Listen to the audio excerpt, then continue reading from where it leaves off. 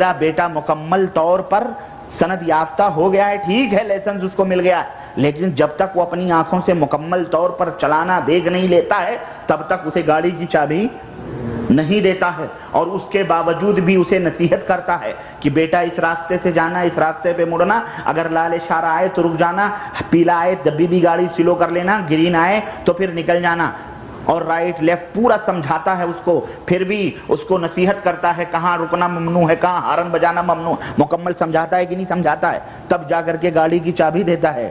کہ ایسے ہی تمہیں بچے سے بڑا پیار ہے، بڑی محبتیں بچہ دکھلا رہا ہے کہ ابا بڑی محبت ہے، بڑا پیار ہے، گاڑی کی چابی دے دو ابا، گاڑی کی چابی دے دو، لیکن آپ جانتے ہو اس کو چلانا نہیں آتا، تو کیا آپ گاڑی کی چابی اپنے بچے کو دے دیں گے؟ اللہ اکبر۔ یہ ایک ادنا رحمت جو ہمارے دل کے اندر ہے، اس کا نتیجہ یہ ہے کہ ہم اپنے نور نظر، ہم اپنے لخت جگر کو گاڑی کی چابی نہیں دے رہے ہیں۔ کیوں؟ ایکسیڈنٹ کرے گا، خود بھی مرے گا، گاڑی بھی توڑے گا، اور نہ جانے کن کن لوگوں کو مارے گا، نہ جانے کن کن لوگوں کو مارے گا، کیس الگ ہوگا، جیل الگ، دنیا بھر کے مشاکل، فساد پیدا ہو جائے گا۔ تو بھلا بتاؤ، اللہ تمہیں یہ ملک چلانے کے لیے ایسے ہی تمہاری دعاؤں پہ ملک دے دے گا؟ جبکہ وہ جانتا ہے کہ تمہارا ایمان اور عقیدہ ہی درست نہیں ہے، کلچ اور گیئر سنبھالنے کی تمہارے پاس ہنر نہیں ہے، فن نہیں ہے، مین تمہیں بیٹھنے کا ہی شعور نہیں ہے، مین جو بنیاد ہے وہی نہیں صحیح ہے، ایمان اور عقیدہ صحیح نہیں ہے، عمل صحیح نہیں ہے، تمہیں گاڑی کی چابی اللہ دے گا کیسے؟ صرف دعائیں کرنے سے دے دے گا؟ انتخابات لڑ کے، الیکشن لڑ کے لے لو گے؟ نہیں، ہرگز نہیں۔ اللہ رب العزت اس دنیا کے اندر فتنہ و فساد برپا نہیں کروانا چاہتا، تو جب تم سدھرو گے تو اللہ دے گا، نہیں تو اللہ کے نبی فرماتے ہیں جیسا تمہارا ایمان ہوگا، جیسا تمہارا عمل ہوگا، اللہ تمہارے اوپر ویسے ہی حکمراں مسلط بھی کرے گا۔ آج دیکھو وہی فاسق و فاجر، چور، بدماش، لٹیرے، کروڑوں کے غبن کرنے والے، اپنی تجوریاں، اپنی فیکٹریاں چمکانے والے، آج وہی ہمارے اوپر حکومت کر رہے ہیں کہ نہیں کر رہے ہیں؟ اتنے بدعقل جو مردے، کنکر و پتھر اور دیوی دیوتا اپنے ہاتھوں سے مورتیوں کی پوجا کرنے والے اور اسٹیچو کی پوجا کرنے والے اور اللہ کے نافرما بردار ظالم، وہی لوگ ہمارے اوپر حکمرانی کر رہے ہیں کہ نہیں کر رہے ہیں؟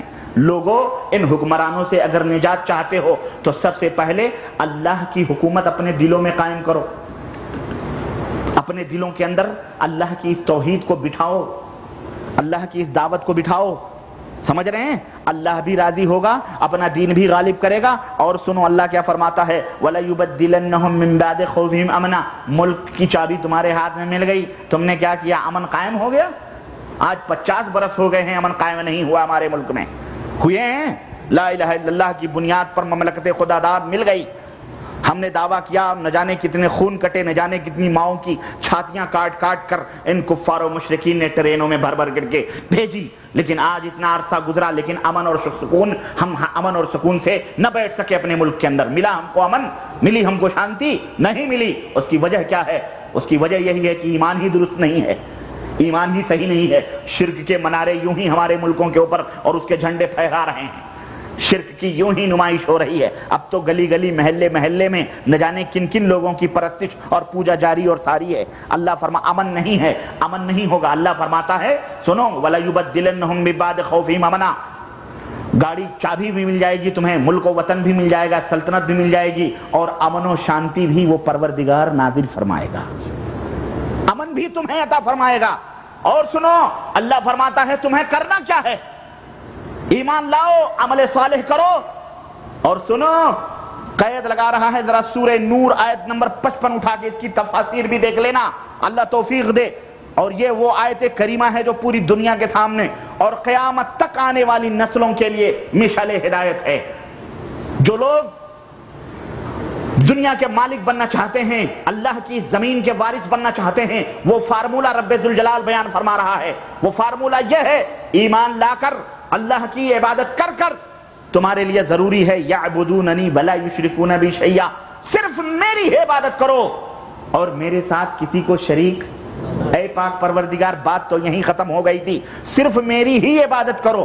اما ہم ایمان لے آئے، عمل صالح کر لیے، کیا یہی کافی نہیں تھا؟ نہیں نہیں، ایسا بھی ہو سکتا ہے کہ تم نیک عمل بھی کرو، ایمان بھی لے آؤ لیکن تم سے شرک بھی ہو سکتا ہے، میری عبادت بھی کرو یعبدوننی، میری عبادت بھی کر سکتے ہو لیکن شرک شیطان تمہیں ملوث کر سکتا ہے۔ اللہ فرماتا ہے کہ یعبدوننی ولا یشرکون بی شیئا، تمہیں اللہ کی عبادت بھی کرنی پڑے گی اور میرے ساتھ کسی کو شریک۔ جب تم یہ کرو گے چار کام تو اللہ تمہیں ملک دے گا، خلافت دے گا، حکومت دے گا، سلطنت دے گا، دین غالب کرے گا، امن اور شانتی اللہ تبارک تعالیٰ پیدا فرمائے گا۔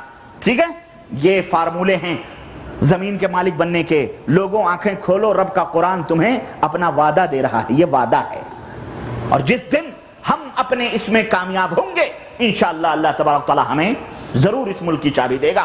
جس طرح مملکت سعودی عربیہ میں محمد بن عبد الوہاب رحمۃ اللہ علیہ اور محمد بن سعود رحمۃ اللہ علیہ، ان دونوں نے مل کر اللہ کی توحید کو غالب کیا، اللہ کے دین کو اس کے اوپر مقرر کیا، قرآن و سنت کے نفاذ کو انہوں نے عزم اور حوصلہ اور ارادہ کیا، تو اللہ نے اس ملک کی چابی ان کے ہاتھوں میں دے دی۔ امن بھی ہے، دین بھی ہے، قرآن بھی ہے، سنت بھی ہے، سکون بھی ہے، ملک کی چابی بھی ہے۔ آج 100 150 125 برس ہو رہے ہیں، اللہ کے فضل و کرم سے توحید و سنت کے جھنڈے پھہرا بھی رہے ہیں، اور یہ ملک اور حکومت بھی انہی کے قبضے میں ہے، اور امن و سکون بھی قائم و دائم ہے۔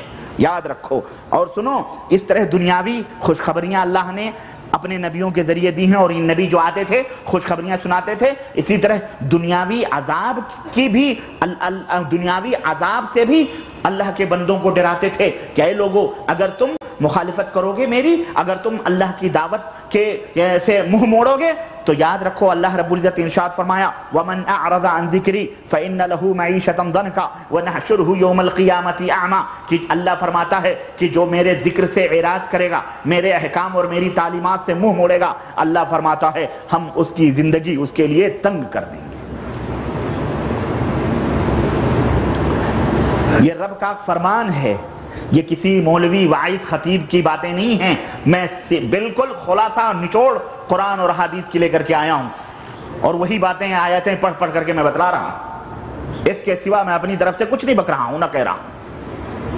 اللہ فرماتا وَمَنْ أَعْرَضَ عَنْ ذِكْرِي فَإِنَّ لَهُ مَعِيشَةً ضَنْكَ وَنَحْشُرُهُ يَوْمَ الْقِيَامَةِ أَعْمَى، جو میرے ذکر سے، میری تعلیمات سے منہ موڑے گا میں اس کی زندگی تنگ کر دوں گا، اور آخرت میں ہم قیامت کے دن اس کو اندھا بنا کر کے اٹھائیں گے، اندھا بنا کر کے اٹھائیں گے۔ اور اسی طرح سورہ طٰہٰ آیت نمبر 124 اور سورہ فصلت آیت نمبر 83 میں اللہ وحدہ لا شریک نے ارشاد فرمایا فَإِنْ أَعْرَضُوا فَقُلْ أَنذَرْتُكُمْ صَاعِقَةً مِثْلَ صَاعِقَةِ عَادَ وَثَمُودَ، اے نبی اگر یہ لوگ آپ کی دعوت سن کر منہ موڑتے ہیں، سرکشی اختیار کرتے ہیں، اعراض کرتے ہیں، تو ان سے فرما دیجئے، ان سے کہہ دیجئے کہ اے دنیا کے لوگوں، میں تمہیں اسی عذاب سے، اسی بجلی سے ڈرا رہا ہوں جو عذاب قوم عاد اور قوم سمود پر اللہ تبارک تعالیٰ نے نازل فرمایا تھا۔ جس طرح قوم سمود اور قوم عاد کی بستیاں برباد کر دی گئی تھیں، اور بجلی کی کڑک نے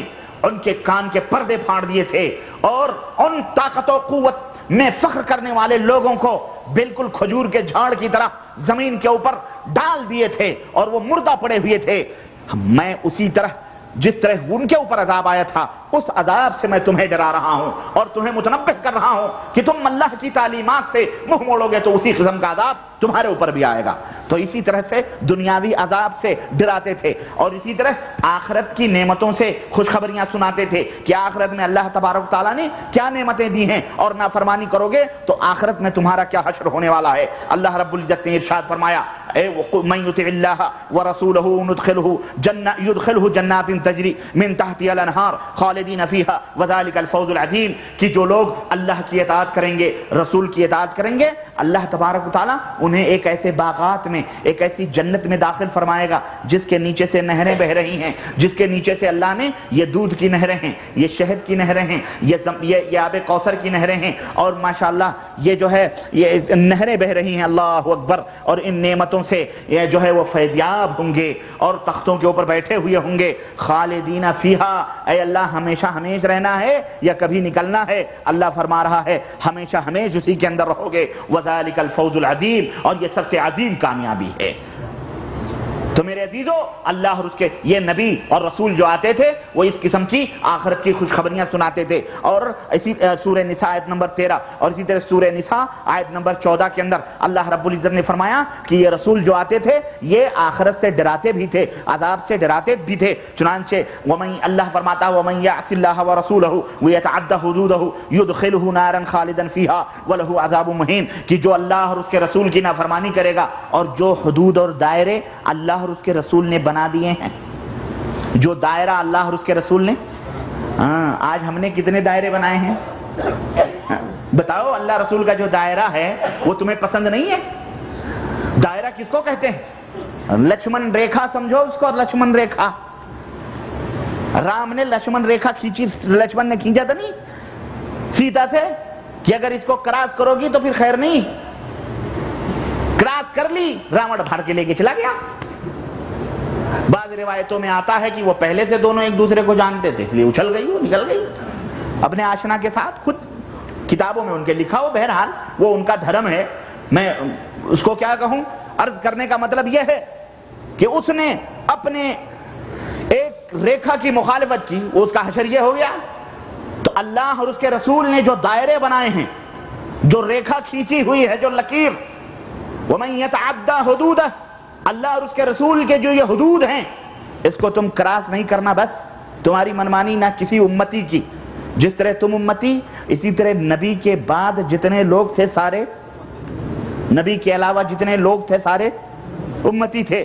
نبی نے جو ریکھا کھینچی ہے، نبی جو لائن بنائی ہے، اللہ اور اس کے رسول کے جو حدود ہیں، ان حدود سے تجاوز اگر کرو گے، اللہ فرماتا ہے یدخلہ نارن، اللہ انہیں جائے جہنم کے اندر داخل فرمائے گا، ایسے آگ میں داخل فرمائے گا، خالدن فیہا، ہمیشہ ہمیشہ اسی کے اندر رہیں گے، وَلَهُ عَذَابٌ مُهِینٌ، اور بڑا ہی رسوا کن اور ذلت ناک عذاب اس کے اندر دیا جائے گا ان کو. اللہ ہمیں اللہ رسول کے حدود سے کراس کرنے اور اسے پھلاگنے سے محفوظ رکھے، آمین یا رب العالمین. اسی طرح سے وہ بشارت اور دونوں خوشخبریاں، اسی طرح اللہ کے نبی اور اللہ کے رسول یہ دونوں اسلوب اور دونوں ہتھیار رکھ کر کے اللہ کی دعوت و تبلیغ کرتے تھے. ایک ذمہ داری ان کی یہ تھی کہ جنت کی خوشخبریاں اور اللہ کے عذاب اور اس کے گرفت سے ڈرانا، یہ ان کی ذمہ داری. تیسری ذمہ داری، یہ چوتھی ذمہ داری ان کی کیا تھی؟ ان کی چوتھی ذمہ داری یہ تھی کہ دلوں کے اندر جو ناپاکیاں، جو شرک کی گندگیاں اور آلائشیں اور بد اخلاقیاں، کیریکٹرز کے اندر جو کچھ برائیاں تھیں، کردار، تہذیب اور تمدن جو کچھ بالکل برباد ہو چکا تھا، بالکل خراب ہو چکا تھا، یہ اللہ کے جو رسول ہوتے تھے یہ آتے تھے اور اس کی اصلاح کرتے تھے، نفسوں کو پاک و صاف کرتے تھے، تزکیہ نفس کرتے تھے، نفس کو پاک و صاف کرتے تھے. چنانچہ ان کا ایک کام یہ بھی تھا، انہیں ظلمات سے نکال کر روشنیوں میں لاتے تھے، کیونکہ شیطان تاریکیوں کی طرف بلاتا ہے، اور اللہ کے جو رسول ہوتے تھے وہ اللہ کے نور اور اللہ کے ہدایت کی طرف بلاتے تھے. اللہ نے قرآن کریم سورہ بقرہ آیت نمبر 257 میں ارشاد فرمایا، اللہ ولی الذین آمنوا یخرجہم من الظلمات الی النور، اللہ مومنوں کا دوست ہے، اللہ مومنوں کا دوست ہے، انہیں تاریکیوں سے نکال کر روشنی کی طرف لاتا ہے. اللہ رب العزت نے ایک جگہ اور ارشاد فرمایا، هو الذی بعث فی الامیین رسولا منہم یتلو علیہم آیاتہ، وہ اللہ وہ ہے جس نے امیوں میں ان پڑھوں میں ایک رسول کو بھیجا، اور وہ رسول بھی امی، کبھی قلم اٹھانا بھی نہیں جانتا، وہ رسول نہ لکھنا جانتا نہ میاں. جب وہ کچھ نہیں لکھنا پڑھنا جانتا تھا تو عالم یہ ہے کہ اس کے اوپر اتہامات لگائے گئے، لیکن اگر وہ رسول لکھنا پڑھنا جانتا تو آج نہ جانے کیا کیا اس کے اوپر الزامات لگائے جاتے کہ نہیں لگائے جاتے. اللہ نے اسی لیے اپنے نبی کو ان پڑھ رکھا تھا تاکہ دنیا کے لوگ یہ نہ سمجھیں کہ یہ جو کلام نبی کے منہ سے نکل رہا ہے یہ کلام خود اس نبی کا بنایا ہوا ہے، بلکہ یہ کلام عرش والے کا کلام ہے.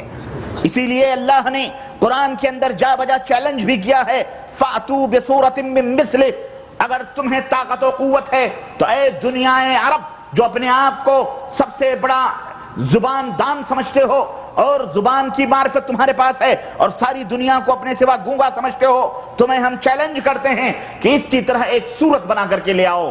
میاں صورت تو صورت ہے، اللہ نے فرمایا ایک آیت ہی بنا کر کے لے آؤ، لیکن آج تک دنیا مجبور ہے، بڑے بڑے ادبا، بڑے بڑے انہی عرب کی سرزمینوں میں شعرا اور زبان کی معرفت رکھنے والے پیدا ہوئے، لیکن آج تک قرآن کی ایک آیت کی طرح کوئی آیت بھی بنا کر کے نہ لا سکے، آج تو مجبور رہے۔